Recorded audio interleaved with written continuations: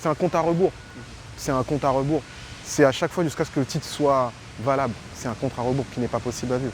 Curtis est arrivé en France de RDC à l'âge de 1 an. Mais depuis 2024, il attend toujours le dernier renouvellement de sa carte de séjour. C'est réellement aujourd'hui un labyrinthe administratif. On n'arrive pas à savoir qui est-ce qu'il faut joindre. Quand on en joint, on nous renvoie vers un autre service, puis ensuite un autre. Moi, l'impression que j'ai, c'est que tout le monde se relance un peu la patate chaude. Avec les délais d'attente et le nombre de personnes qui y est, c'est tellement conséquent. Donc on passe nos vies à la préfecture, on passe nos vies dans l'administration. Et donc là, aujourd'hui, je me retrouve à avoir renouvelé 4 fois un titre d'identité provisoire valable de 6 mois. Donc c'est chaque 6 mois des retours à la préfecture quand on arrive, bien sûr, à avoir un rendez-vous.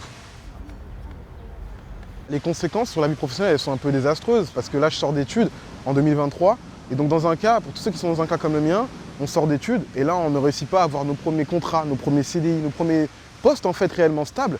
Parce que partout où on se retrouve et on se présente, professionnellement, on se présente comme quelqu'un qui n'est pas en situation régularisée en termes de ses papiers, qui est en situation administrative très délicate. Aujourd'hui, à cause de cette précarité administrative, je me retrouve à avoir raté 4 emplois. Et quand je n'ai pas de boulot, voilà, à chercher à travailler à côté, à rendre des services, donc à se débrouiller complètement. Donc ça empêche clairement un jeune comme moi, de 26 ans, sorti d'études, et de réfléchir à sa vie et de réfléchir à demain en fait.